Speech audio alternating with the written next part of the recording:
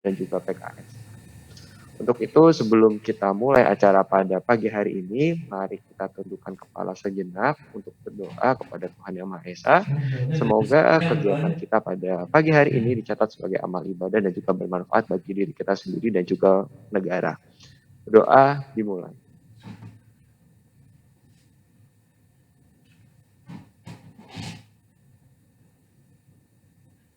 Doa selesai. Selanjutnya untuk pelaksanaan galang semangat pagi, saya serahkan kepada Seksi Piutang Negara. Kepada Pak Rio selaku Kepala Seksi Piutang Negara, saya persilakan. Ya, makasih Mas Alfian atas acaranya. Assalamualaikum warahmatullahi wabarakatuh. Selamat pagi. Mohon izin kepada Bu Riri, selaku Kepala KPK Tangerang 1, teman-teman Kepala Seksi, Bapak Ibu, juga teman-teman PKN dan magang ya di kantor kita kantor Tangerang 1 ini. Hari ini kita mengadakan GSP ya, ada hari ini, yaitu dari teman-teman kita, adik-adik kita ya, untuk membawakan materi mengenai keselarasan ya antara teori dan praktek. Recording in progress. Antara teori dan praktek selama di KPK Tangerang 1. Sebelum menginjak acara, ada baiknya supaya kita GSP ini diwarnai oleh keceriaan dan semangat pagi. Untuk itu kami izinkan dulu kepada Mbak Syam Anugrah untuk memimpin Yel dan Mas Didikai. Silakan kepada Mbak Syam. Terima kasih Pak Rio. Mohon izin Bu Ririn. Assalamualaikum warahmatullahi wabarakatuh. Yang terhormat, saya ucapkan kepada Kepala KPN Tangerang 1, Bu Ririn Francisca. Yang terhormat kepada para pejabat pejabat fungsional dan pejabat pengawas di lingkungan KPN Tangerang 1. Yang terhormat rekan-rekan sekalian, para staf dan pelaksana di KPN Tangerang 1, serta anak-anak magang dan PKL yang kami cintai dan sayangi. Puji syukur kita panjatkan kehadirat Allah Subhanahu wa Ta'ala yang telah melimpahkan rezekinya berupa kesehatan dan iman terutama, sehingga kita dapat berkumpul saat ini di acara GSP yang kayaknya menarik banget ya. Temanya terkait akuntansi dan manajemen pemerintah, terkait pengelolaan aset, terkait banyak lagi ya, antara praktek dan teorinya gitu. Ini kalau mungkin teori anak-anak magang yang belum paham ya, karena kita bukannya nggak paham, cuma udah lupa barangkali. Sementara kita hanya sudah fokus dengan prakteknya. Nah, kemudian juga di bulan suci Ramadan ini tanpa kita panjatkan salawat serta salam ke dunia kita Nabi besar Muhammad SAW bagi umat Muslim ya. Semoga kita dapat menjadikan contoh teladan beliau dalam kehidupan kita sehari-hari. Untuk menyemangati acara ini, langsung aja kita menyanyikan pertama Mars DCKN ya. Mars DCKN, Mars KPKN Tangerang 1. Kita mulai dalam hitungan ketiga. 1, 2, 3. Ayo kita semua menggalang semangat pagi dengan salam tekad. Mari kita berkarya transparan dan efektif, visi koordinatif, akuntabel dan dinamis. Tangerang 1 semakin maju. DCKN dinamis. Kanwil Banten jawara. KPKN Tangerang 1 salam. Kanwil Banten cerdas Mbak sekarang Mbak. Cerdas ya sekarang. Ntar dicoret nih dari Kanwil Banten. Sambil tahu juga aku masih update nggak ya gitu. Lanjut langsung aja ya ke yel-yel ya. Kita mulai dalam hitungan 3, 1, 2, 3.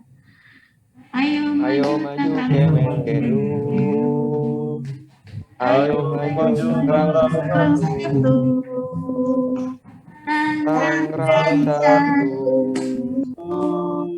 Tunjukkan prestasimu. KPKN Tangerang 1. Sehat. Kembali ke Paryo apa gimana ya? Mungkin saya hanya lihat saja ya untuk pemandu acara ini, kita kembalikan ke Paryo. Mungkin karena ini temanya agak berat ya Paryo ya, nggak berat sih sebenarnya. Jadi mungkin nanti apa namanya biar semangat anak-anak magang, kami minta apa namanya biar apalagi ini bulan puasa ya, biar semakin seru gitu. Bisa diselingi barangkali. Terima kasih Pak Rio, saya kembalikan. Assalamualaikum warahmatullahi wabarakatuh. Oke, terima kasih Mbak Sam, Yel dan Mas DJKN yang luar biasa ya. Para teman-teman kita di KPKN Tangerang satu ini supaya lebih menyemangati hari ini, pagi ini dapat menyerap ilmu dengan sebanyak-banyaknya ya, terutama kan di bulan Ramadan kita dituntut untuk lebih banyak mendapatkan ilmu ya, merupakan ilmu itu merupakan suatu ibadah, bukan hanya berpuasa aja beribadah, tapi kan kita juga diberikan untuk mengisi waktu luang dengan mendapatkan ilmu ini. Kita niat dengan Bismillah kita mendapatkan ibadah. Sekali lagi yang terhormat kepada Bu Ririn, mohon izin tadi istilahnya tadi mungkin saya belum sempat menyapa teman-teman semua, terutama tadi mohon maaf.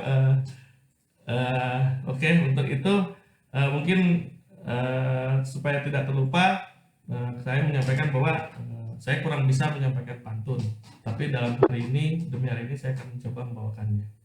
Jadi materi GSP hari ini akan disampaikan oleh teman-teman PKL secara beruntun. Semoga kita semua dapat mengambil semua ilmunya dan hikmahnya. Nah, itulah sebenarnya pantunnya. Terima kasih. Untuk itu, untuk tidak memperpanjang waktu ya, hari ini akan teman-teman dibawakan oleh dari UI dulu ya, kalau nggak salah ya, untuk membawakan ini. Baik, Pak Rio, mohon izin ya Pak, sebentar ya Pak. Terima kasih Pak Rio. Untuk rekan-rekan mahasiswa, ini waktunya kan juga terbatas ya. Saya ingatkan kembali bahwasannya penyampaian materi maksimal 15 menit dari masing-masing kelompok. Nah, lalu teman-teman ini dibagi menjadi 3 kelompok, Pak. Yang pertama itu kelompok 1 itu ada tim dari UII dan juga Undip. Lalu yang kedua itu dari rekan-rekan PKN STAN yang magang di Jabatan Fungsional Pelerang dan juga seksi PKN. Lalu tim ketiga itu ada rekan-rekan PKN STAN yang melaksanakan magang di kelompok fungsional penilai, seperti itu, Pak. Jadi dari masing-masing rekan-rekan magang ini kita kasih alokasi waktu 15 menit. Mereka menyampaikan secara maraton terlebih dahulu materinya. Lalu nanti setelah semuanya selesai menyampaikan materi baru sesi tanya jawab seperti itu. Oke, baik. Berarti untuk kesempatan pertama, tim pertama kepada UI ya. Siapa tadi Mas Alfian? Iya Pak. Ya. Yang paling cantik dulu deh Pak, nggak apa-apa Pak. Biar semangat ya Pak ya. Iya. Kita sambut teman-teman kita mahasiswa dari PKL UI ya untuk menyampaikan paparannya. Silakan dalam waktu 15 menit disampaikan. Terima kasih. Silakan.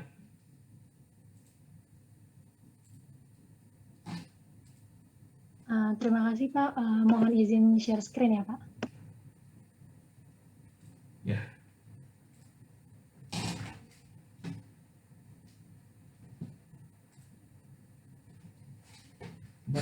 Yang kami selama sebulan. Next. Nama saya Rizky Amelia Octaviani, NIM 1931144. Saya dari Universitas Islam Indonesia, Fakultas Bisnis dan Ekonomika, Program Studi Manajemen. Saya ditempatkan di seksi pelayanan lelang dan subbagian umum. Next. Kemudian ada saya sendiri, Lula Saladina, dengan 5 digit terakhir 40167 dari Universitas Diponegoro, Fakultas Ekonomi dan Bisnis, Program Studi Akuntansi dengan penempatan seksi di subbagian umum dan humas dan informasi. Berikut laporan utama yang akan kami sampaikan. Pertama ada perbandingan, yaitu teori versus praktik di dunia kerja.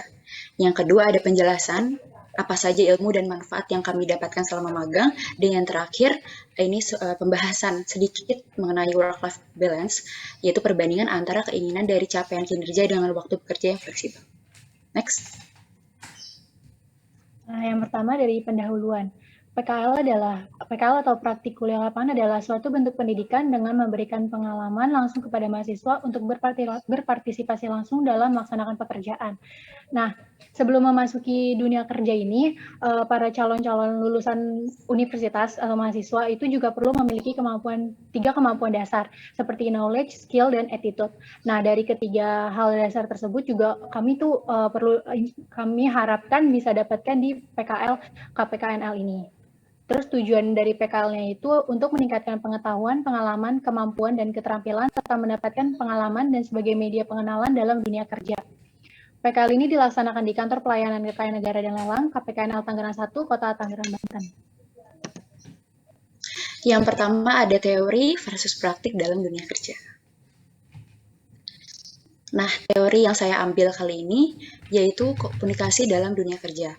Nah, teori yang akan saya paparkan ini sama dengan praktek yang saya dapatkan di KPKNL Tangerang 1. Nah, komunikasi ini bukan hanya proses pertukaran informasi antara dua orang atau lebih, tetapi komunikasi dalam dunia kerja juga membantu proses kerja dan akan memberikan banyak manfaat bagi tim, bagi suatu divisi.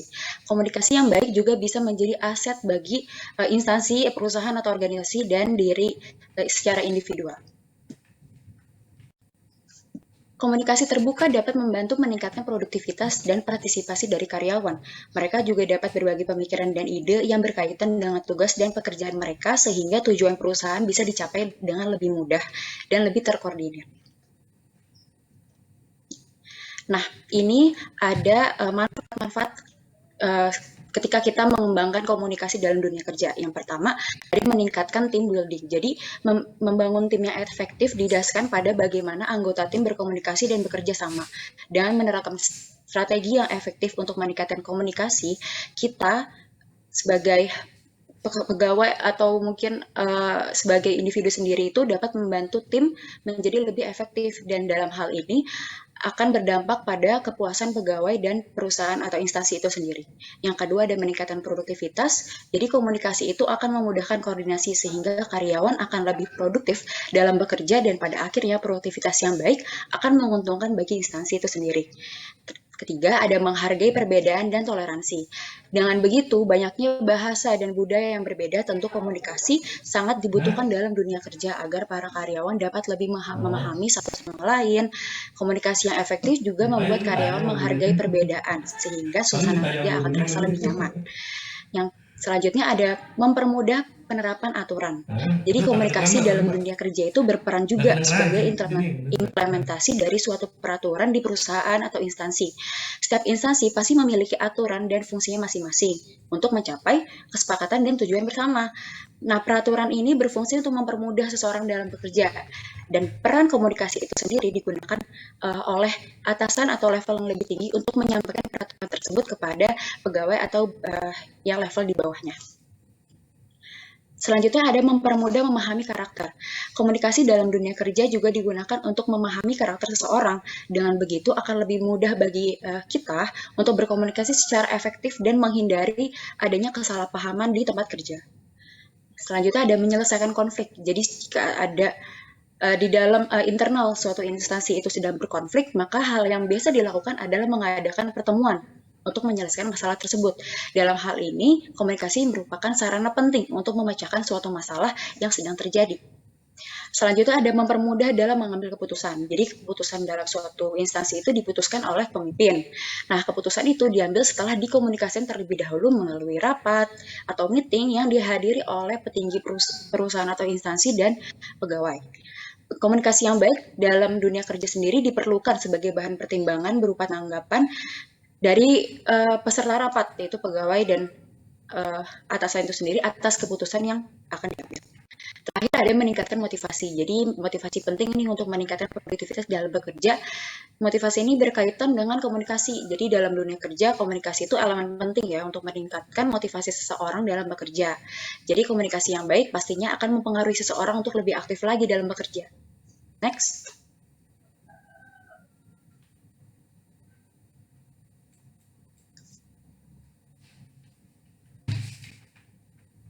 Selanjutnya yaitu ada etos kerja. Etos kerja merupakan totalitas kepribadian pada dirinya serta cara mengekspresikan, memandang, meyakini, dan memberikan makna pada sesuatu yang mendorong dirinya untuk bertindak dan meraih pencapaian yang optimal. Nah, ada 4 manfaat yang bisa didapatkan dengan menerapkan etos kerja ini. Yang pertama, menghasilkan hasil kerja yang berkualitas. Etos kerja yang optimal ini mampu menghasilkan hasil kerja yang berkualitas. Yang kedua, etos kerja maksimal mampu meningkatkan produktivitas serta efisiensi. Yang ketiga, etos kerja maksimal dapat menghasilkan kerjasama tim yang baik sehingga dapat menyelesaikan pekerjaan dengan sama-sama. Dan yang terakhir, etos kerja yang maksimal mampu menghasilkan suasana kerja yang kondusif dan tenang. Selanjutnya, jadi kesimpulan dari etos kerja ini, sikap individu atau pegawai yang ditunjukkan terhadap pekerjaannya untuk meraih sesuatu sesuatu secara optimal. Selanjutnya ada profesionalitas kerja, yaitu karyawan yang bersikap profesional mampu memahami hubungan dan relasi, mengerti tugas dan tanggung jawab, membangun hubungan dan relasi kerja dengan tim lain, serta bisa fokus dan konsisten terhadap urusan pekerjaan. Berperilaku profesional dapat membawamu meraih kesuksesan di tempat kerja. Nah, apa aja sih 5 hal yang perlu dipersiapin dalam untuk menjadi pegawai yang profesional? Yang pertama itu ada kompetensi. Kompetensi ini untuk menjadi pegawai yang kompeten bisa membangun penilaian dan citra yang baik oleh atasan dan lingkungan kerja. Contohnya itu bisa dengan menguasai suatu bidang terbaik yang kamu miliki dengan suatu bidang terbaik dengan keahlian yang kamu miliki. Yang kedua itu ada sistematis, yaitu keteraturan dalam melakukan pekerjaan sampai selesai sesuai dengan targetnya. Nah, itu merupakan salah satu kunci untuk menjadi profesional. Yang ketiga ada dedikasi dan integritas. Bisa dimulai dari mencintai pekerjaan sendiri, senang dan bangga dengan apa yang dilakukan atas pencapaiannya dan di mana kamu bekerja. Seiring berjalannya waktu, nanti integritas itu bakal tumbuh di dalam diri sendiri. Yang keempat itu ada mampu bekerja dengan tim. Manfaatnya itu manfaat dari teamwork ini bisa dapetin ide sama inspirasi dari hasil diskusi yang akan menambah wawasan dan pengetahuan. Yang kelima ini, yang terakhir membuat batasan, yaitu contohnya itu bisa membuat batasan antara masalah pribadi sama di lingkungan kerja. Jadi jangan sampai masalah pribadi itu kebawa-bawa di dunia kerja. Dan itu kan bakal ngeganggu sama profesionalitas kerja. Takutnya juga ngeganggu sama pegawai yang lain. Selanjutnya ada strategic workforce planning yang artinya perencanaan tenaga kerja yang strategis. Nah, ini tuh bakal membantu instansi dengan tingkat staf yang stabil di setiap departemen dengan keterampilan yang tepat di posisi yang tepat juga untuk hasil yang lebih maksimal. Tujuannya yaitu mengevaluasi terus-menerus terhadap karyawan dan kinerja mereka. Ini tujuan yang utamanya ya. Semua aktivitas SDM fungsional seperti penempatan staf, pelatihan, manajemen kinerja, kompensasi, hubungan kerja, dan pemisahan karyawan diturunkan dan mengalir dari proses perencanaan tenaga kerja ini. Nah, instansi mempertimbangkan implikasi dari rencana masa depan pada sifat dan jenis individu yang dipekerjakan dan keterampilan serta pelatihan yang diperlukan yang akan mereka butuhkan. Next. Nah, berikut ada tujuan secara lebih dijabarkan lagi. Jadi berikut ada tujuan-tujuan dari strategic workforce planning. Jadi strategic workforce planning ini saya pelajari di jurusan saya, jurusan manajemen, yang ini tuh untuk mempermudah instansi dalam mengatur pegawai-pegawainya sehingga kualitas dan kuantitas para pegawai itu diisi dengan jabatan yang sesuai dengan mereka. Kalau di KPKNL ini kan instansi pemerintahan, jadi mungkin pengaturan dari pegawai itu sendiri sudah diatur oleh Departemen Pusat, tetapi saya melihat bahwa ini adanya korelasi antara teori dan praktik itu sendiri. Next.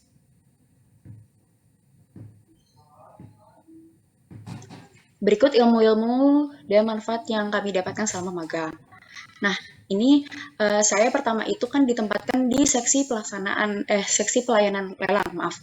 Nah, di sini saya itu diajari ya, tentang website pelaksanaan lelang. Seperti apa sih lelang itu di bagian back office-nya gitu. Di sini ada website Smile, terus di sini juga ada website lelang yang bagian back office-nya. Jadi saya belajar bagaimana seperti ini di back office lelang di KPKNL, apalagi sesi pelayanan lelang itu sendiri langsung berhadapan dengan klien-klien yang ingin melelangkan barang atau tanah dan bangunan dan segala macamnya. Next. Nah, setelah saya berada di seksi pelayanan lelang, saya juga pindah di rolling di subbagian umum.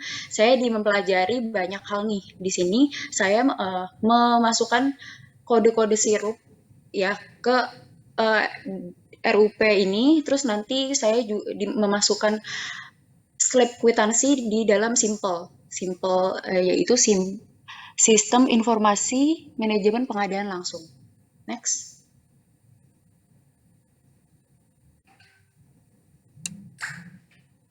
Nah, selanjutnya yang saya kerjakan itu ada menginput daftar arsip dari akun Kemenko ke Excel daftar arsip tahun 2022.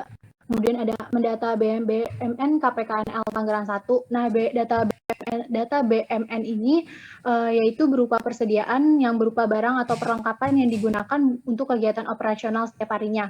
Contohnya itu ada meja bundar, printer, scanner, unit PC, kursi, dan lain-lain. BMN ini didata untuk tertib administrasi dengan menyusun laporan BMN yang akan atau sedang digunakan, kemudian fungsi di datanya juga untuk apakah BMN tersebut dikelola dan digunakan dengan baik sesuai dengan fungsinya. Kemudian juga ada membuat konten Instagram Selamat Hari Raya Nyepi, menyatukan bukti SPP pembayaran, kemudian membuat notulensi sesuai dengan kriteria KPKNL Tangerang 1 yang ternyata tuh beda dengan notulensi yang seperti di organisasi di kampus. Nah, terakhir ini ada peningkatan kemampuan SEAL. Jadi ini tuh menurut saya ilmu dan manfaat yang sangat berharga sekali bagi saya dan rekan-rekan magang yang lainnya mungkin ya. Ini sangat meningkatkan kemampuan secara individu. Jadi pertama itu ada public speaking. Seperti kalian tahu, saya juga sebelumnya pernah membawakan di GSP ya, berjudul Motivation, Self Love dan Growth Mindset. Itu saya merasa bahwa ini skill yang sangat-sangat saya butuhkan ketika saya nantinya akan ke tempat kerja. Jadi saya berterima kasih sekali saya diberi kesempatan. Selanjutnya ada kemampuan berkoordinasi, orientasi pelayanan, karena KPKNL sendiri itu kan kantor yang berorientasi pada pelayanan ya, instansi pemerintahannya. Nah, jadi saya melihat dari pegawai-pegawai ketika saya di seksi masing-masing itu bagaimana mereka memiliki orientasi pelayanan. Selanjutnya penilaian dan pembuat keputusan, terus fleksibilitas dan adaptasi, karena ini baru pertama kalinya saya magang di tempat kerja. Sebelumnya saya belum punya pengalaman sama sekali, jadi saya merasa bersyukur saya memiliki peningkatan kemampuan dalam hal ini. Selanjutnya ada negosiasi, manajemen manusia, dan manajemen waktu.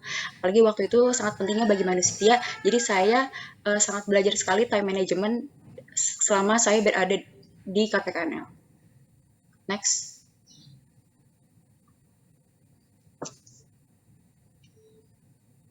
Selanjutnya, kami akan membahas sedikit tentang work-life balance. Jadi, work-life balance itu didefinisikan suatu keadaan atau kondisi di mana seorang pegawai dapat mengatur waktu yang baik, seimbang antara pekerjaan di tempat kerjanya dengan kebutuhan pribadi, rekreasi, dan kehidupan keluarga. Nah, di sini dalam work-life balance ini karyawan itu diharapkan mampu menciptakan atas kerja yang unggul, produktivitas, dan berkinerja tinggi. Selain itu, mereka juga lebih bahagia dan kreatif karena lingkungan luar kantor seperti rumah dan pertemanan itu sangat mendukung pertumbuhannya, sehingga diharapkan ketika karyawan mengimplementasikan work-life balance, capaian kinerjanya akan lebih baik. Sebaliknya, jika seseorang tidak memiliki work-life balance yang baik, kinerjanya cenderung merosot dan bisa merusak bidang kehidupan lainnya.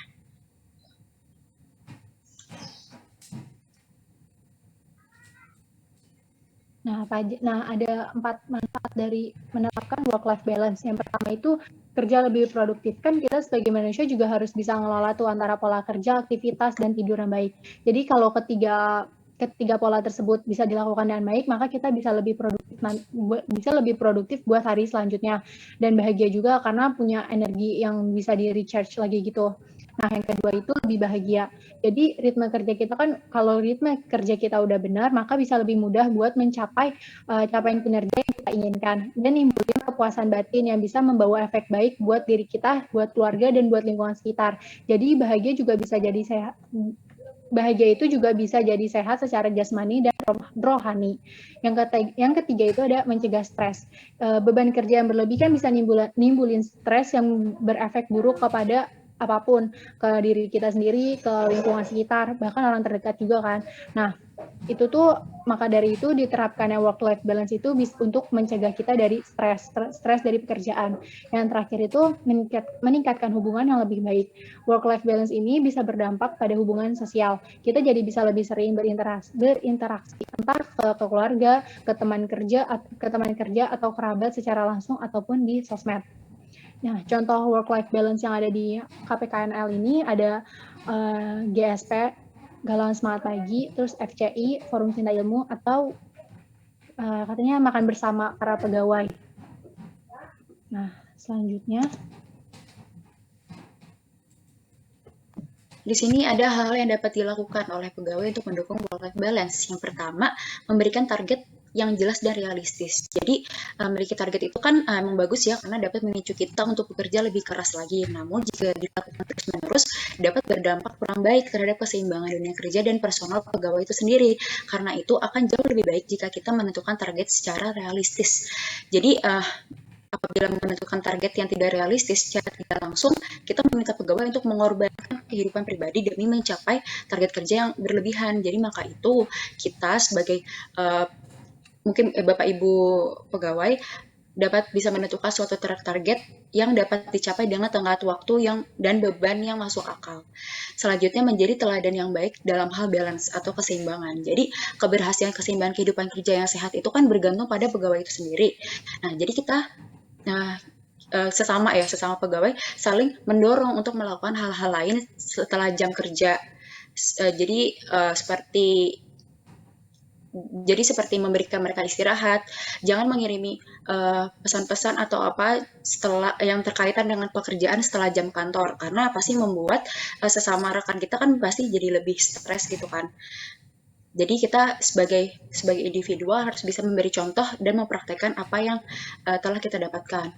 Yang selanjutnya ada membuat jadwal bersama. Jadi saat membuat jadwal penyelesaian suatu pekerjaan, jangan hanya menyuruh satu orang doang nih di dalam suatu seksi. Jadi kita bareng-bareng nih buat tugas-tugas jadwal dan target bersama-sama yang dapat diselesaikan dengan tanggung jawab bersama juga oleh seluruh pegawai.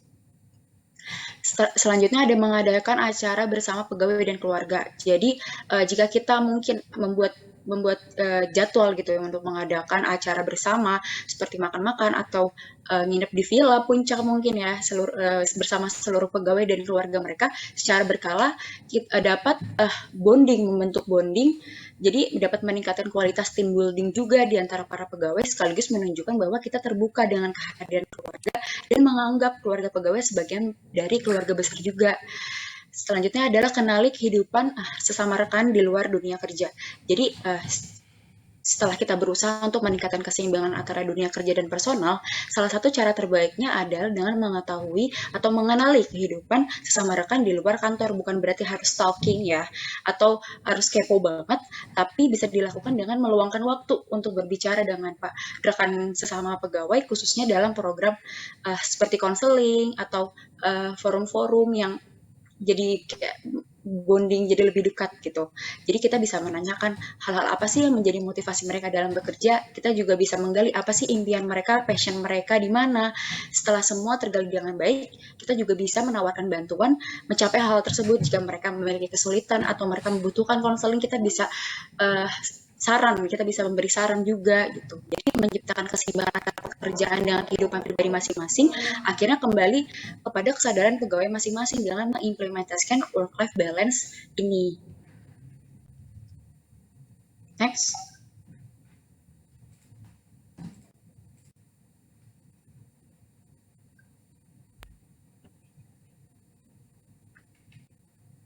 Jadi kesimpulan dari work-life balance ini dari mendapatkan begitu banyak manfaat positif dari work-life balance.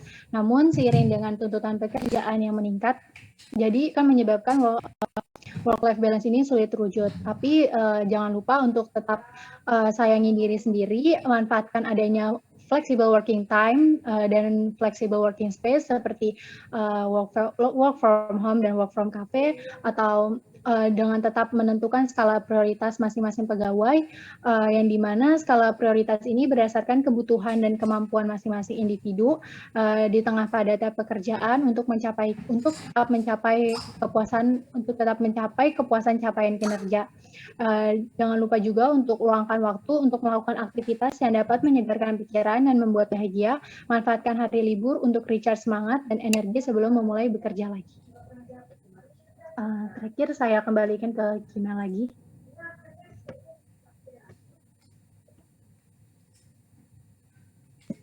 Next loh. Nah, ini beberapa momen-momen saya sebelum saya selesai melaksanakan magang. Ini ada momen-momen bersama ada Ibu Kepala, Bu Ririn, ada para pegawai juga nih dari tim seksi penilai, sama ada Mbak Dwi juga dari sekretaris, terus bersama rekan magang juga. Next loh. Ya, ada juga dengan Bu Apit dari seksi PKN, ada Mbak Ivni juga, seksi pelayanan lelang, seksi pertama saya, dan tim sebagian umum seksi kedua yang sangat saya rasakan di keluarga. Terima kasih terakhir ini, maafkan ini bukan melupakan ya. Jadi ini terakhir ada dari rekan-rekan magang yang saya banggakan ya, karena kita seumuran, jadi merasa bondingnya lebih kuat juga. Jadi saya bersyukur banget di KPKN ini, di KPKNL saya ketemu dengan banyak orang dari berbagai daerah dan berbagai kepribadian juga. Saya banyak mengenal juga banyak pengalaman-pengalaman baru juga. Jadi saya berterima kasih, saya mewakili semua rekan-rekan magang berterima kasih atas kesempatannya telah diizinkan untuk magang di KPKNL 1 Tangerang. Sekian dari kami, mohon maaf jika ada kesalahan tutur kata, kurang lebihnya mohon maaf. Wassalamualaikum warahmatullahi wabarakatuh. Waalaikumsalam warahmatullahi wabarakatuh. Saya kembali ke Pak Alfian. Maaf, Pak Rio ya. Oke, ya. Makasih Mbak email sama teman-teman yang dari UI ya. Presentasinya bagus sekali. Ini adalah merupakan keselarasan antara teori dan magang, dan di sini lebih ditekankan kepada work-life balancing ya, maksudnya di mana kehidupan seharusnya di dalam hal pekerja tidak mengganggu dalam kehidupan keluarga, ataupun sebaliknya keluarga juga harus kita diimbangi dengan kehidupan di kantor ya, maksudnya pekerjaan. Ada 3 pendekatan penilaian, yaitu pendekatan pasar, pendekatan biaya, dan pendekatan pendapatan. Tapi mungkin yang lebih sering digunakan pada tim penilai yaitu pendekatan pasar, karena cara dan datanya lebih mudah untuk didapatkan. Selanjutnya, perbedaan harga, biaya, dan nilai. Oke, jadi pada penilai ini mungkin nggak asing akan perbedaan harga, biaya, dan nilai. Namun karena keterbatasan waktu, kita langsung saja ke perbedaan nilai pasar dengan nilai wajar yang lebih utama. Baik, nilai wajar dan utama, apa sih perbedaannya? Nah, perbedaan nilai wajar dan nilai pasar terlihat pada properti yang akan dinilai. Apabila dinilai secara terpisah atau satu persatu, biasanya menggunakan nilai wajar. Namun apabila properti dinilai sebagai satu kesatuan, biasanya menggunakan nilai pasar. Meskipun perhitungan nilai wajar menggunakan pendekatan data pasar. Nah, selanjutnya ada juga nilai likuidasi dan nilai ekonomi. Selanjutnya, baik, sekian. Selanjutnya akan dijelaskan oleh teman saya. Terima kasih. Baik, terima kasih kepada rekan saya Alif. Mohon izin kepada Bapak, Ibu, dan teman-teman. Selanjutnya, saya Franciscus Febriando Banjarnahor akan menjelaskan mengenai pelaksanaan penilaian di KPKNL Tangerang 1. Seperti yang terlihat pada layar, Bapak, Ibu, dan teman-teman, bahwa dasar hukum penilaian di Direktorat Jenderal Keuangan Negara, Kementerian Keuangan diatur dalam PMK 173/PMK 06/2020. Next.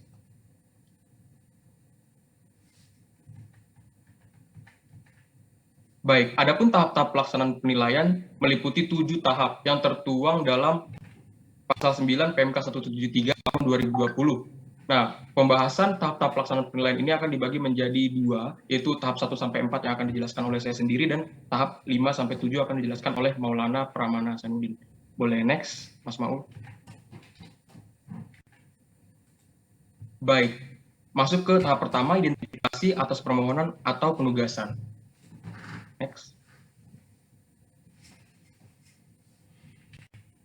Berdasarkan pasal 10 PMK nomor 173 tahun 2020, identifikasi atas permohonan atau penugasan penilaian dilakukan dengan cara verifikasi atas kelayakan data dan kelengkapan data informasi permohonan atau penugasan penilaian. Next.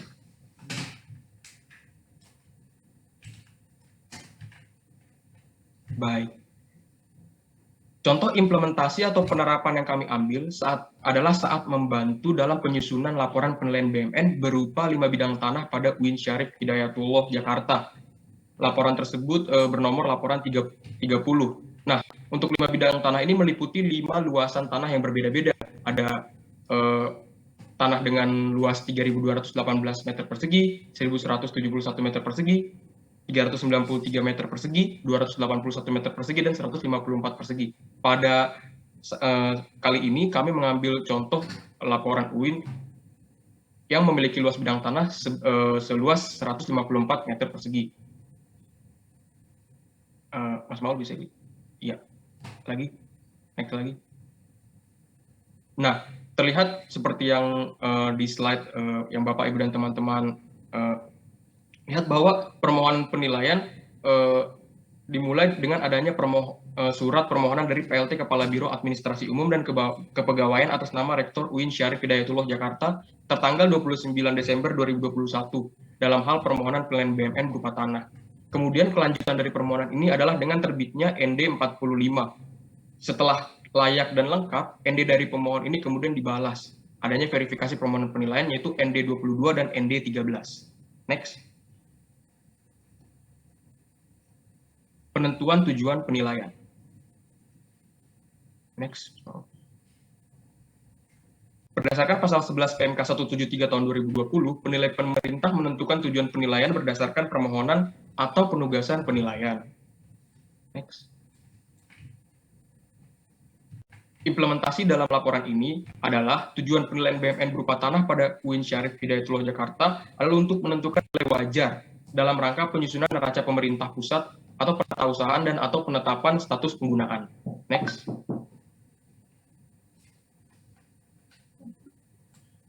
Kemudian masuk ke pengumpulan data dan informasi. Next. Baik, untuk memudahkan kami para mahasiswa, pengumpulan data secara garis besar dibagi menjadi 2, bisa melalui survei lapangan maupun tanpa survei lapangan. Berikut adalah baganya dan output-output yang dihasilkan, ada BASL dan BATSL pada survei lapangan, dan jika tanpa survei lapangan, output yang dihasilkan adalah formulir pendataan dengan surat keterangan maupun BAPD. Next.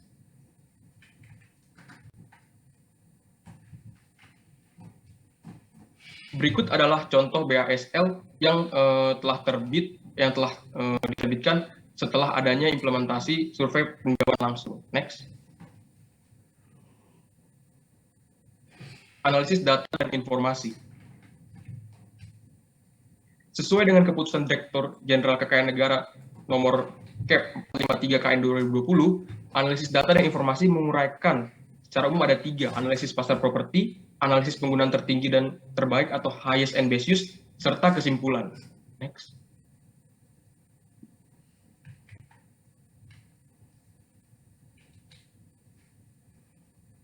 Secara umum, analisis pasar properti itu meliputi 3 item, ada market analysis, evaluasi permintaan, dan evaluasi penawaran. Sedangkan analisis HBU atau penggunaan tertinggi dan terbaik, ada 4 aspek yang dianalisis, yaitu secara fisik, secara hukum, secara finansial, dan maksimalisasi nilai atau maksimalisasi produksi.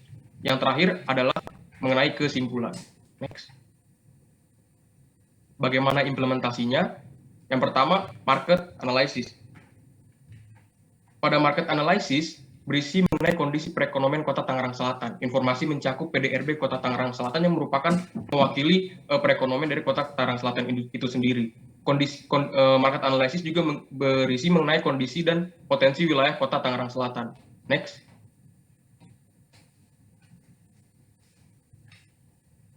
Kemudian evaluasi permintaan. Evaluasi permintaan berisi mengenai informasi perkembangan permintaan yang dicerminkan melalui indeks harga properti. Next.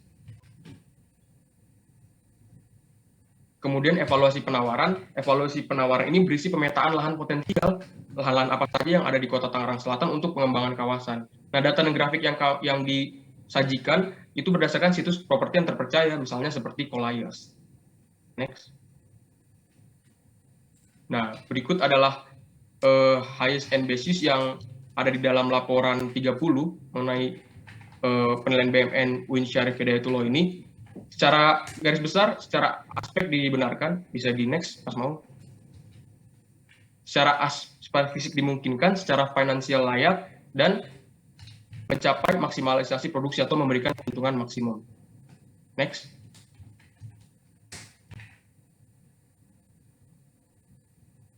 Setelah dilakukan analisis data dan informasi, kemudian ditariklah kesimpulan dari data dan informasi ini. Secara garis besar ada 4 kesimpulan, yaitu mengenai perekonomian Kota Tangerang Selatan, pengaruh pandemi yang membuat permintaan menurun, juga penurunan permintaan lahan industri, dan juga penawaran lahan industri di Kota Tangerang yang sebenarnya masih tersedia baik meskipun harganya itu cukup tinggi di masa-masa pandemi ini.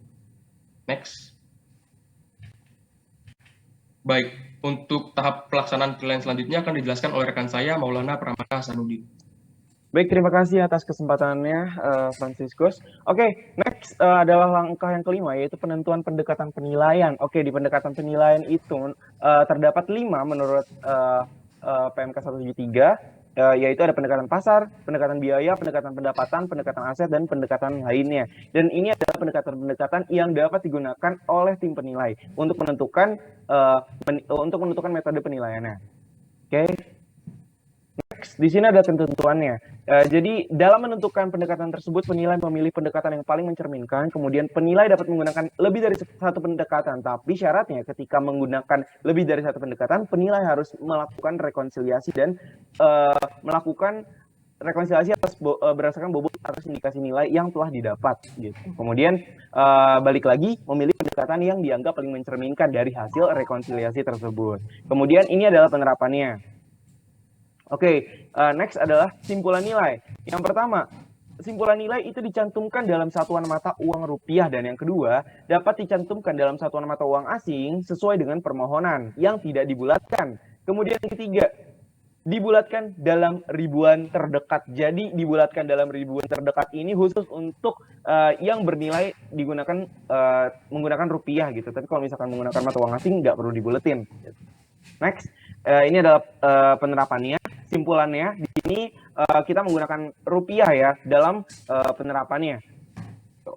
Oke, yang ketujuh, laporan penilaian. Jadi di laporan penilaian ini terdapat beberapa hal yang harus dicantumkan, yaitu ada pernyataan penilaian pemerintah, asumsi dan syarat pembatas, uraian objek penilaian, tujuan penilaian, tanggal survei lapangan, tanggal surat keterangan, tanggal BAPD, tanggal penilaian, hasil analisis data dan informasi, pendekatan penilaian, dan yang terakhir adalah simpulan nilai. Dan di sini ada kendali mutunya, di mana terdapat administrasi laporan penilaian dan prosedur serta penerapan metode penilaiannya. Kemudian di sini adalah masa berlaku laporan, yaitu 6 bulan setelah laporan selesai dibuat, gitu. Namun 6 bulan itu dikecualikan untuk laporan-laporan penilaian yang disebutkan di slide, yaitu seperti laporan penilaian tetap berlaku sampai dengan dicantumkannya nilai pada neraca untuk pemerintahan pusat atau SDA. Kemudian berlaku sampai tanggal surat permohonan persetujuan dari Menteri kepada Presiden atau DPR untuk penilaian dalam rangka pemindahan yang memerlukan persetujuan Presiden atau DPR sepanjang konsep surat tersebut disampaikan oleh Dirjen pada masa berlaku laporan penilaian. Yang ketiga, dikecualikan untuk laporan penilaian tetap berlaku maksimal 1 tahun untuk penilaian SDA selain penyusunan neraca SDA. Jadi masa berlaku laporan juga ada pengecualiannya untuk masa berlaku yang 6 bulan tersebut. Kemudian revisi, laporan penilaian para pemohon dapat mengajukan revisi atau tim penilai dapat melakukan revisi atas penilaiannya Yang pertama itu ketika menyatakan dalam laporan penilaian revisi bahwa laporan tersebut merupakan revisi atas laporan sebelumnya. Kemudian menyatakan alasan dilakukan revisinya itu kenapa. Ketiga, membuat kertas kerja revisi. Keempat, menggunakan nomor laporan penilaian yang berbeda. Jadi nomor laporan penilaian yang sebelumnya dicoret, terus pakai yang baru gitu. Dan ada ketentuannya nih, kalau misalkan revisi, jika masa berlaku belum berakhir dan belum digunakan sesuai tujuannya, itu syarat revisi. Jadi kalau misalkan masih berlaku dan belum digunakan sesuai tujuan, gitu. Dan kemudian yang selanjutnya kita akan membahas teori dari Kep Dirjen KN. Ini bukan teori sih, peraturan dari Kep Dirjen KN Kep 453 gitu. Nah, di Kep 453 ini dijelaskan lebih lanjut gitu, susunan dari laporan tuh sistematikanya gimana sih gitu. Kalau sebelumnya udah dijelasin secara umum sama PMK 173, sekarang sama Kep 453 lebih dikhususkan lagi, lebih dispesifikan lagi. Oke, di sini. Jadi menurut Kep 453 laporan itu ada dua, ada penilaian ringkas sama penilaian terperinci. Nah, untuk yang laporan ringkas itu sistematikanya seperti ini. Ada halaman judul, pengantar, pernyataan penilaian pemerintah, asumsi dan syarat pembatas, ringkasan nilai, lingkup penugasan, yang terdiri dari 5 hal ini. 10 hal tersebut, kemudian terdapat analisis data dan informasi, simpulan nilai, hingga lampiran. Nah, untuk yang laporan terperinci itu kurang lebih mirip gitu. Cuman perbedaannya ada di nanti ada di lingkup penugasan sama analisis data dan informasinya yang lebih lengkap aja, lebih terperinci aja gitu. Jadi overall untuk laporan terperinci perbedaannya seperti itu. Nah, kita masuk aja nih langsung ke prakteknya. Gimana sih prakteknya, udah sesuai belum sih sama yang ada di penilaian sama yang dilakukan oleh tim penilai KPK Tangerang 1? Oke, di sini saya akan membawakan laporan dari Lantamal berupa sewa barang milik negara berupa sebagian tanah untuk ruang usaha, kios, dan parkir. Nah, di sini menggunakan laporan ringkas. Jadi kita menggunakan sistematika laporan ringkas sesuai dengan Kep 453 yang di awal tadi. Oke, di sini halaman judul udah sesuai. Pengantarnya udah sesuai nih. Pernyataan penilai pemerintah ada, oke, aman, berarti sesuai. Asumsi dan syarat pembatas aman. Ringkasan nilai aman. Lingkup penugasan ada di sini bagian 1. Kemudian analisis data dan informasi juga ada.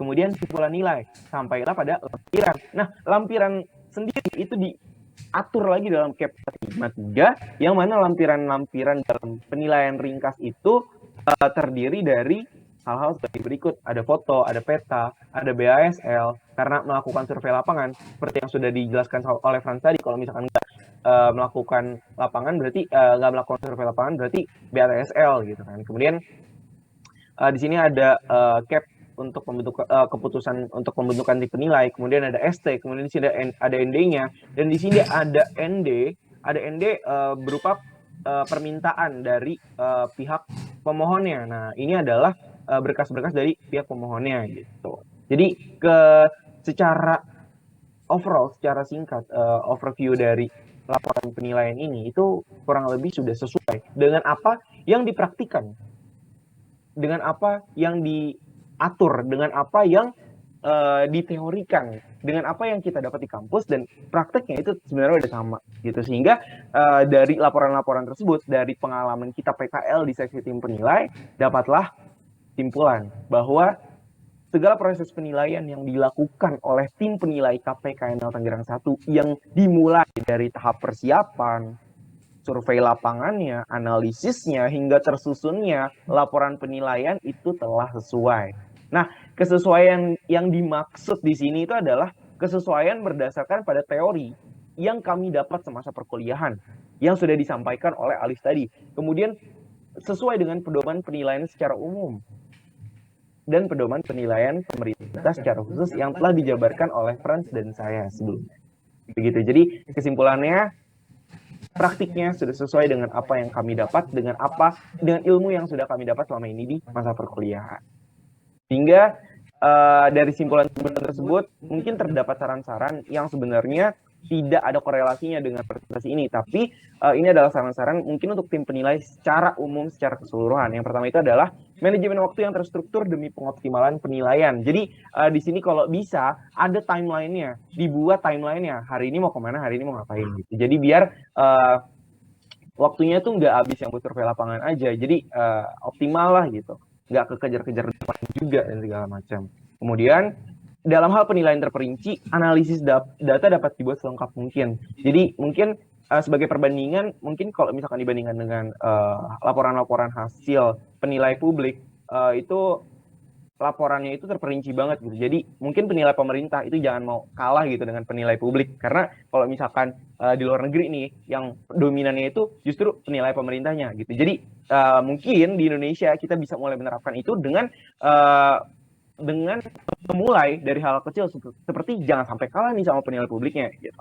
Kemudian yang ketiga, memperhatikan kaidah kebahasaan sesuai dengan PUEBI dalam laporan penilaian. Nah, ini penting karena bagaimanapun kita ini pemerintahan, iya kan, birokrasi, dan kalau bisa kaidah kebahasaannya itu sesuai dengan PUEBI gitu. Bagus, terstruktur. Kemudian memperhatikan keestetikan, detail, dan kelengkapan dalam pengambilan foto objek penilaian maupun objek pembanding. Nah, ini penting banget biar nanti pemohon itu bisa ngelihat nih di lampirannya gitu. Oh, ternyata ini cara pengambilan fotonya itu nggak yang aneh-aneh, nggak yang sembarangan gitu. Estetik nih, wih, bagus gitu, enak, eye catching, detail juga. Oh, sesuai nih sama barang-barang yang kita mohonkan untuk dinilai, dan kelengkapan dari data-data yang memang perlu difoto gitu, perlu dicantumkan, dilampirkan di dalam foto tersebut. Itu saran-saran dari kami, dan terima kasih. Mungkin untuk sesi pertanyaan akan dibuka setelah ini, dan ini adalah FYI, kerja di fungsional penilai itu seru banget.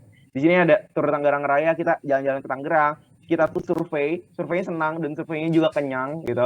Dan Wajib jago nyetir mobil karena ini pelajaran buat kami bertiga yang nggak bisa manual. Jadi mungkin setelah ini kami akan mengoreksi diri sendiri untuk belajar manual ya, karena ternyata mobil di kantor tuh kalau buat survei lapangan tuh makanya manual gitu ya. Apalagi Isuzu Panther kesayangan gitu kan. Terus kocak. Nah, ini nih, tim penilai itu selain serius ketika menilai, ternyata kalau misalkan di mobil tuh suka ngelawak, apalagi di kantor suka ngelawak aja kalau misalkan suka denger rame-rame dari atas. Nah, itu sumbernya dari seksi fungsional penilai itu. Jadi kayak seru banget sih kalau misalkan selama kita di penilai. Nah, ini adalah recap hasil-hasil dari perjalanan PKL, nggak bisa dicantumkan semua karena keterbatasan waktu. Dan ini juga ada PN selama kita magang, dan ini di tengah ini adalah hasil setelah berhasil menyusun laporan PKL, dan di sini itu foto bareng Kimel yang pas itu pengen pisah katanya gitu. Oke, dan ini adalah, nah ini adalah rekap-rekap dari selama kita bareng orang-orang hebat di fungsional penilaian. KPKNL Tangerang 1, Ezarap, terima kasih banyak atas ilmu, pengalaman, dan data KTTA-nya. Oke, kurang lebih seperti itu. Terima kasih. Assalamualaikum warahmatullahi wabarakatuh. Saya kembalikan ke Vario. Oke, ya. Tadi sempat sampai speechless ya Pak. Ya. Sampai Ya, jadi sempat ini barusan didapat pengalaman-pengalaman yang luar biasa ya. Mungkin memang untuk mempercepat menghemat waktu ya, mungkin ada beberapa tanggapan dari Bapak Ibu, teman-teman sekalian, atau mungkin mau pertanyaannya langsung kepada mahasiswa yang magang atau PKL. Silakan, mungkin siapa, atau Bu Ririn dulu, atau mungkin siapa yang mau ingin? Mbak Evi ya? Oke, silakan. Bu Ririn ya? Nggak apa-apa, silakan teman-teman dulu aja. Silakan teman-teman ya.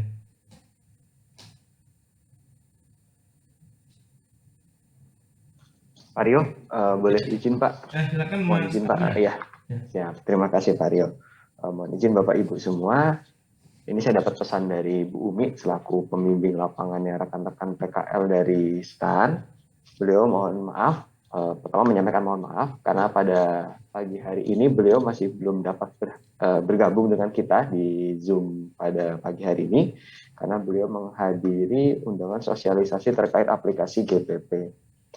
Tapi tadi beliau sudah menyampaikan beberapa pesan ke saya terkait dengan apa yang harus disampaikan kepada rekan-rekan mahasiswa PKN STAN. Seperti itu.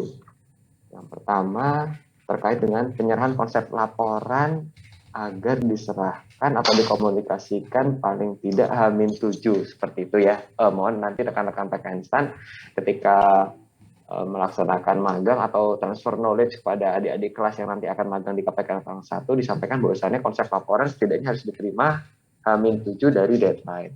Lalu yang kedua, mengutip peraturan tidak boleh menambah ataupun mengurangi bunyi aturan tersebut. Lalu yang ketiga, menuliskan statement atau pernyataan harus dipahami maksud pernyataan tersebut. Jangan asal mengambil dan ditulis tanpa memahami apa makna dan esensi di dalamnya. Yang keempat, antar paragraf harus ada benang merahnya sehingga dapat dirangkai menjadi satu kesatuan dan enak dibaca oleh para pembaca yang mungkin belum memahami esensinya. Lalu yang kelima, penggunaan kata, istilah, atau frasa walaupun sudah menjadi bahasa serapan, tetapi jika ada padanan kata bahasa Indonesianya, maka lebih baik digunakan kata padanannya. Jika bukan kita yang mencintai bahasa Indonesia, siapa lagi? Seperti itu. Nah, mungkin nanti bagi teman-teman, catatan tersebut dapat diimplementasikan lagi ke depannya, karena kalau menurut saya itu merupakan tata kaidah penulisan atau tata cara penulisan yang pasti akan kita gunakan selalu ke depannya. Kalau misalkan di posisi sekarang ya seperti saya, ketika sudah menjadi pelaksana dalam mengonsep suatu naskah dinas, gitu, paling enggak saya juga harus tahu bagaimana tata cara penulisan kaidahnya. Kalau misalkan tadi saya butuh statement nih yang mendukung ide atau gagasan saya dalam notarina tersebut, saya harus mencantumkannya dengan baik sehingga gagasan tersebut tidak mispresentasi seperti itu. Nah, mungkin itu aja Pak Rio, pesan dari Bumi. Saya menyampaikan pesan kembali dari Bumi karena itu merupakan amanat. Mungkin itu, terima kasih. Assalamualaikum warahmatullahi wabarakatuh. Waalaikumsalam warahmatullahi wabarakatuh. Ya, itu berarti memang pesan yang standar ya, berlaku ya pada teman-teman semua yang untuk melakukan pelaporan nanti PKL-nya ya atau magangnya. Yang lain mungkin ada yang ingin menanggapi atau menanyakan?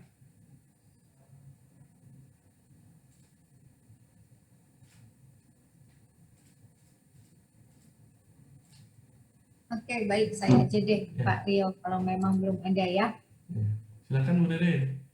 Baik, terima kasih. Assalamualaikum warahmatullahi wabarakatuh. Ya, apa kabar nih adik-adik semua yang udah selesai ya PKL-nya, tidak terasa.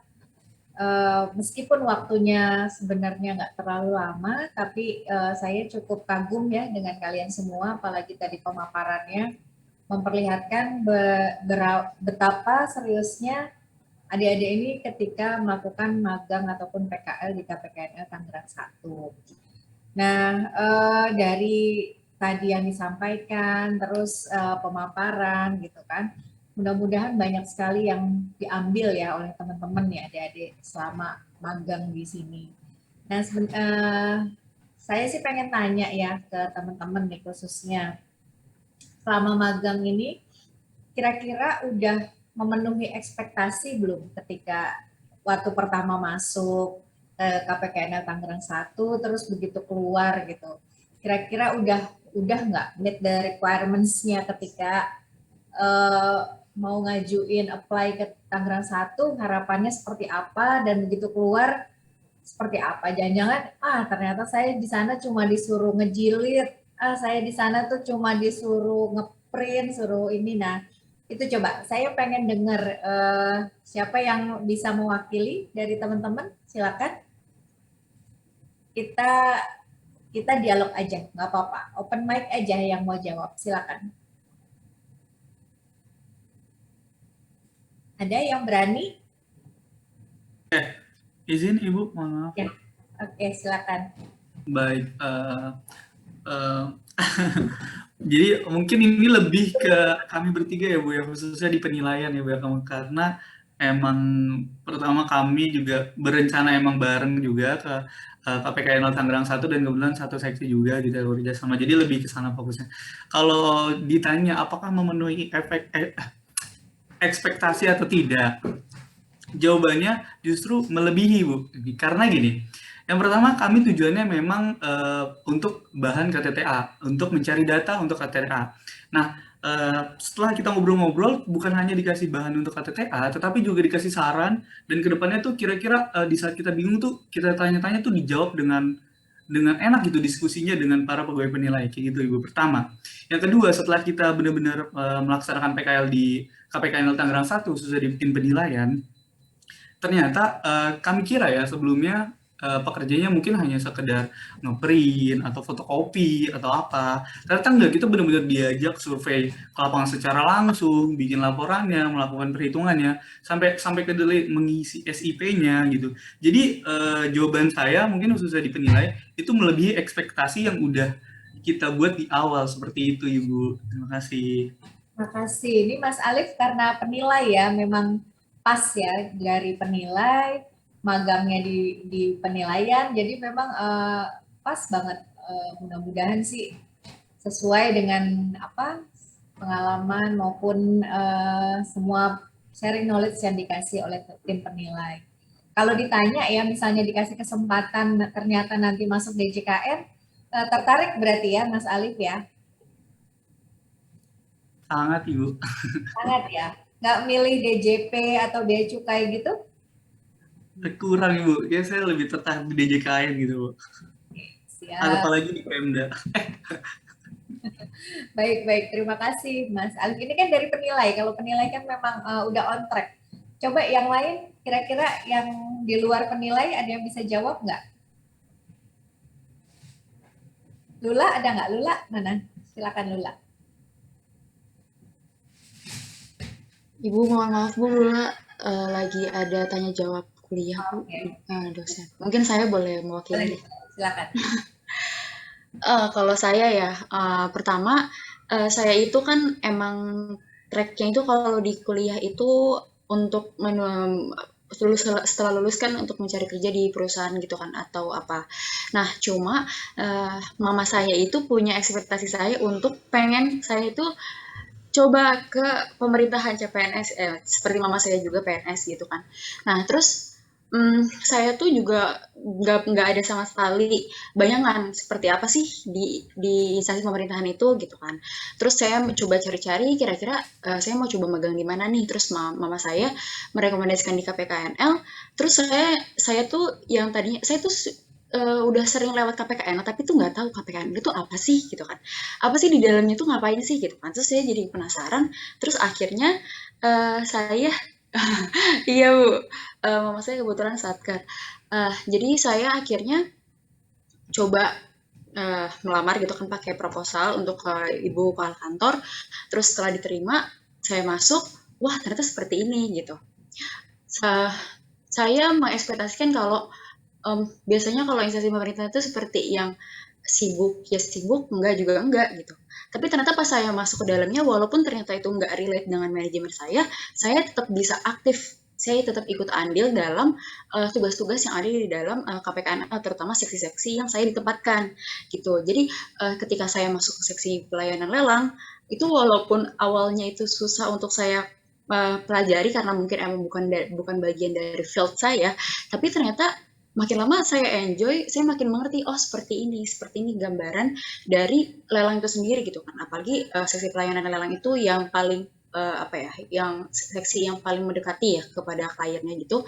Jadi saya langsung ada gambaran bisa, oh ternyata seperti ini gitu. KPKNL jalannya seperti ini gitu. Terus ketika saya ditempatkan di bagian umum, saya belajar tentang manajemen ya, walaupun manajemen yang enggak yang benar-benar pas seperti yang saya pelajari, tapi ada beberapa yang saya pelajari, saya dipraktikkan juga gitu di KPKNL dari teori-teori yang berada di kampus saya gitu. Jadi saya benar-benar ngerasa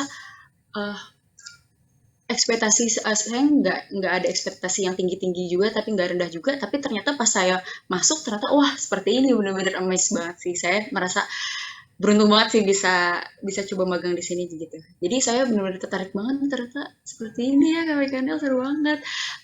Teman-teman rekan juga kan bantu-bantu juga teman sesama magang, terus pegawai-pegawainya juga ramah banget, seru banget semuanya. Jadi saya merasa bersyukur banget sih, Bu. Gitu. Oke, terima kasih ya, testimoni ya. Testimoni asli Bu.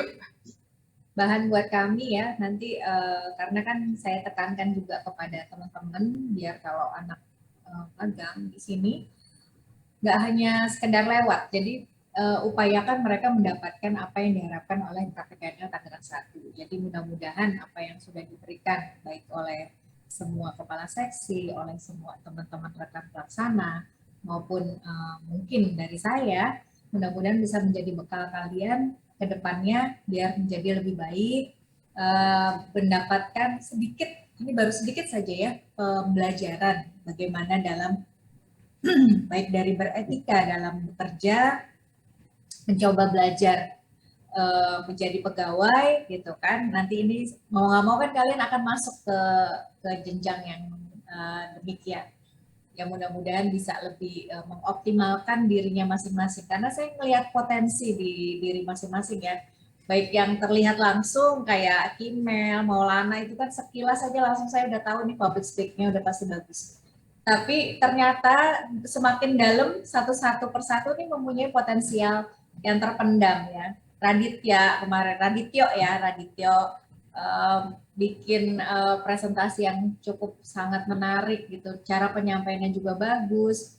Terus pokoknya mungkin kalau semuanya dikasih kesempatan lebih banyak, pastinya akan lebih terlihat lagi dalam cara mengembangkan optimalisasi diri. Jadi kalau kalian masih kuliah itu, mungkin yang kalian rasakan paling memegang peran penting adalah nilai. Padahal ketika sudah bekerja, saya tekankan kembali soft kompetensi itu jauh lebih perlu dibuktikan. Karena nilai akademis itu hanya akan mengantarkan kalian untuk lolos persyaratan administrasi. Namun kalau sudah bekerja, soft kompetensi yang terasah itu akan membantu meningkatkan, menaikkan nilai value dari diri kita masing-masing. Jadi jangan pernah lelah ya untuk belajar, terus coba optimalkan. Terus yang saya sempat pesan-pesan ya, Radityo kamu jangan males senyum ya. Kamu kalau diem kelihatan galak soalnya. Jadi kamu harus rajin senyum ya. Jadi biar orang juga ke kita berani menyapa gitu. Dan juga kita harus menempatkan berani menyapa orang lain. Itu pesan saya, khususnya buat Radityo ya. Saya percaya kamu ini bisa berkembang dengan baik, jadi terus mengembangkan diri. Terus pesan saya kalau memang nanti ada presentasi lagi, kan pasti ujungnya dari ini nanti presentasi ke dosen atau kemana. Kalau bikin slide ya tadi terutama di Kimel ya, yang pertama itu banyak sekali tulisan Kimel, itu tolong dikurangi. Nanti kamu akan membuat audiens lelah. Karena kamu membaca, Kimel dan Lula itu cenderung membaca banyak gitu. Apalagi waktu saya bilang waktunya tinggal 15 menit lagi, kalian langsung kayak rapper, bacanya cepet banget gitu ya. Upayakan pointer aja, jadi dan upayakan untuk menguasai materi. Karena mungkin kemarin dari Mas Alfian dikasih tahu waktunya tidak terbatas sehingga kalian mengembangkan sedemikian rupa, tapi ternyata tiba-tiba saya kasih batasan hanya 15 menit dan itu pasti akan mempengaruhi cara penyampaian. Jadi terus berlatih, itu merupakan salah satu keuntungan apabila kalian udah bisa menyajikan presentasi dengan baik. Karena mau nggak mau sekarang di era digital yang semakin berkembang, public speaking maupun pembawaan diri itu akan sangat berpengaruh buat penampilan diri kalian dan meningkatkan added value. Ya, itu aja pesan dari saya, teman-teman. Saya atas nama Kepala KPKNL Tangerang 1 memohon maaf apabila selama berinteraksi ya, baik saya, teman-teman, rekan-rekan sekalian di KPKNL Tangerang 1 ada yang berkenan, ada yang tidak berkenan di hati adik-adik ya. Mohon dimaafkan, mudah-mudahan apa yang sudah diberikan ini bisa menambah manfaat dan wawasan buat kalian semua. Ini tapi belum berarti udah selesai laporannya ya Mas Alfian ya, nanti masih akan diteliti oleh Mas Alfian tuh. Kalau mudah-mudahan hasilnya sesuai dengan yang diharapkan. Itu aja dari pesan dari saya adik-adik ya, tetap semangat. Terus nanti kalau memang masih ingin main ke KPKNL Tangerang 1, silakan aja kita welcome. Ya, Assalamualaikum warahmatullahi wabarakatuh. Assalamualaikum warahmatullahi wabarakatuh. Terima kasih Bu Ririn atas masukan-masukannya ya dan ininya. Saya juga mau menyampaikan terima kasih juga nih kebetulan Bu kepada teman-teman yang magang kemarin di sini karena membantu ini juga Bu waktu pas acara sosialisasi kemarin tuh di seksi PN itu benar-benar terbantu semua tuh mulai dari bikin link tree-nya, bikin berita acara rekonsiliasinya, bikin ininya penyajian waktu pas lagi di itu presentasinya, semuanya istilahnya kita benar-benar terbantu banget sama teman-teman magang di yang kemarin. Kita nggak bisa disebutin satu persatu ya karena memang rolling semua Bu ya gitu. Iya. Kalau tidak ada tanggapan yang lain mungkin atau berhubung waktu juga sudah jam 11 Bu ya, bisa kita tutup ya. Nah ini mungkin kalau tadi sempat ada tanggapan ya. Mario, foto bersama jangan lupa ya. Oh iya, foto bersama dari saya atau Mas Alfian nih, mohon izin. Oh, terserah.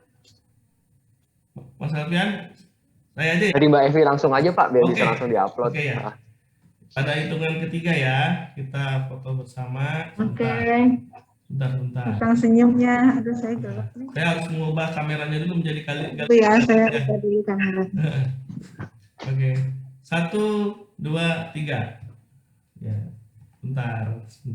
Ini saya agak kagok untuk ini. Satu lagi. 1, 2, 3. Boleh. Ya. Gaya bebas. Ya. Boleh. Berikan senyum yang terbaik ya. 1, 2, 3. Oke, terima kasih. Saya copy paste dulu supaya nggak hilang fotonya. Oke. Iya. Oke, berhubung acara telah serangkaian acara telah disampaikan semuanya. Tadi kita terdengar ada Tangerang ya. Kalau Mas Fran tadi sudah mulai menjadi anak Tangerang ya kata Mas Paul ya. Nah, cuma memang di sini selain Tangerang juga ada sedikit bahasa Jaksel ya, karena saya juga dulu lahir di Jaksel. Yaitu ada quote sedikit, nothing ever becomes real till it is experience. Yaitu tidak satupun menjadi nyata sebelum itu dialami. Jadi mengalami experience adalah guru yang sangat berharga. Oke, learn from your mistakes, belajarlah dari kesalahan-kesalahan Anda. Oke, be thankful for everything that happens.